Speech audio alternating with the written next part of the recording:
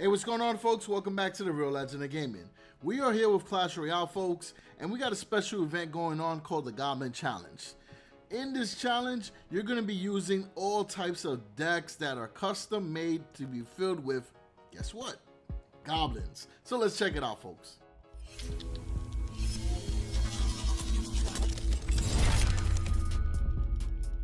Alright, so the first deck that we're going to show, and I'm going to actually show you my favorite decks from the event. There's two of them. This one here is a log bait deck, and you can say it's a zap bait deck as well. But it consists of the Goblin Gang, the Princess, the Dark Goblin, the Dark Prince, Zap, Royal Giant, and a Fireball. So, just like any other deck, when you play the Princess, you want to play her in the back, let her work her way up. And she's actually really OP in this mode because she does a great job of killing these goblins with ease. I think like the only concern is like if you got like an Executioner there. There's a deck also that has a Furnace, so those Furnace Pulse will do some damage to her. And then there's also a deck that has a Magic Archer. So positioning is key. Now with the Royal Giant decks, it's pretty OP. Really easy to take out the Goblin Huts with it.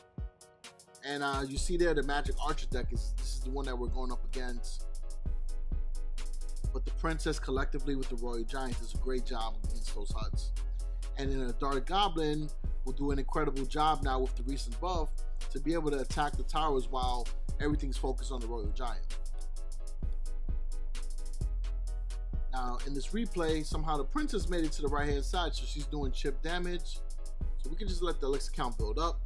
They're playing a golem now, so things drastically change when there's a golem involved. So now we have to defend. So use a combination of the Goblin Gang, using the Dark Prince, and then we got the Princess from the side shooting those arrows. So I think for the most part we'll survive this golem push. And there goes the Executioner. Executioner and as far as like challenges and stuff, he's pretty good. Especially when paired up with the Tornado, forget about it. But we'll drop the RG on the other side. Since we saw that the opponent dropped a lot of cards on the left, we use the Dark Goblin now to take out the Magic Archer. And then the RG is doing even more chip damage to that tower. So we got a tower with no HP left. And then on the left hand side, we got a tower that can easily be worked down with 40 seconds left. I'm not saying easily, but it's a good situation to have. So we'll take out that Magic Archer, use the Dark Goblin there to protect the Royal Giant. We'll use the Goblin Gang as well, and the Princess is still firing shots. So now the Princess is going to make way towards the other tower. We'll finish it off, and then you got the Royal Giant and the Dark Prince charging at the other tower, being able to complete that. So we got two towers down, and we still have our towers up.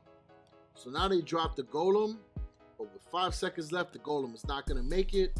And we end up getting the 3 crown right at the last second. So that worked out really, really great. So let's go into the next match. All right, now this match here, I actually enjoyed the most because I got to use the Barbarian Barrel. It's a card that I really haven't spent a lot of time with. I did unlock some with one of the free offers that I purchased. So I have to upgrade them and try to create a deck, but it really hasn't been a request for it. The card's a little underwhelming.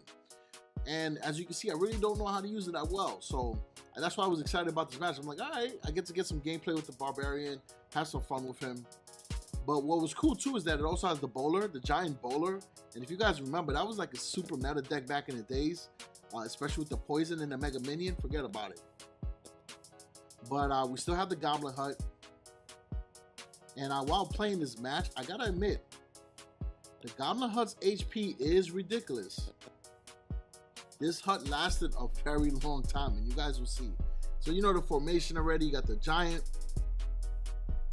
Now they have the Tornado, so that actually did an incredible job because everything I stacked behind the Giant took damage from the Dark Prince and the Tornado. And you saw the Giant took some hits as well. So since the Bowler was kind of like tanking right there, we threw in the Barbarian Barrel, which I thought was going to work out. And it kind of did, but I thought it was going to do a lot more damage. But nonetheless, we were able to bring that tower down to like a little under 900. There you You gotta have good sportsmanship, shit, right? Opponent tells you well played, and they're not trolling you. You say thanks. All right, so you see, this is the same HUD that I put down. I think it's still rolling, so it's pretty crazy. All right, so now we got the giant, and we're gonna do the same push because it's really like the only push that I know with the giant when it comes to the bowler. And since they're playing the Dark Prince and they got the goblins, it just makes sense to use the bowler to roll things away. And then the Goblin Hut will just drop those gobs from the back. But when they pull the tornado in, it makes it a little more difficult. So we use the Barbarian barrel there to roll the Dark Prince and those goblins. And I think that worked out pretty good. Now they're dropping the Dark Prince at the bridge. That did a great job of stopping my bowler. So we're going to drop the giant. Now I got to be a little concerned now because they playing the Goblin barrel pretty well. So we'll use our Barbarian barrel there. And we got the Dark Goblin, but again, we leave ourselves very vulnerable to the tornado. So we just gotta clear out these goblins, and I just gotta find an opening, right? I gotta like change my strategy up a little bit because obviously if you keep doing the same push, your opponent's gonna know what you're doing. And you gotta like switch it up a little. So we try to do that there. It almost backfired because look how much damage that Goblin barrel did. But now, because they were not expecting me to drop the giant at the bridge, we're going to push up. And we'll use the Dark Goblin for protection once again. And that giant is getting pretty close to the tower. We'll throw the Barbarian barrel in there. He'll do some damage, and we got the victory. So there you go. I like that deck. To me, that was my favorite one out of the event. And I hope you guys have as much fun as I did with this event. And I hope that everyone is having an incredible time with the Clan Wars. We're on Clan Wars number 3. We won our first 2. So we're having a lot of fun. And I do hope that this mode gets improved, obviously, right? Because Clan Wars is an insane amount of fun. But there are area opportunities, and I'll probably address those in a separate video. Thinking about doing a video where I just tell you guys how I feel about Clash Royale in general.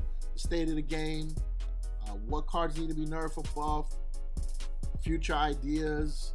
We get a little creative with the content on here, all right, folks? So other than that, if you do appreciate this content, then please slap the like button.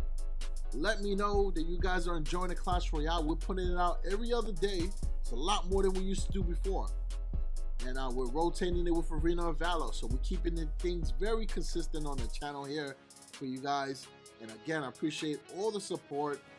If you guys want to see me stream, the link is in the description. You can catch me either on Twitch or on live.me. You can go over there, you can hang out, we can play some games together, we can do 2v2, we can team up for some Arena of Valor, and sometimes I do Fortnite. So I know you guys really like that. I stream it, I just don't cover it on the channel, alright? So other than that, peace out, folks. Check you out.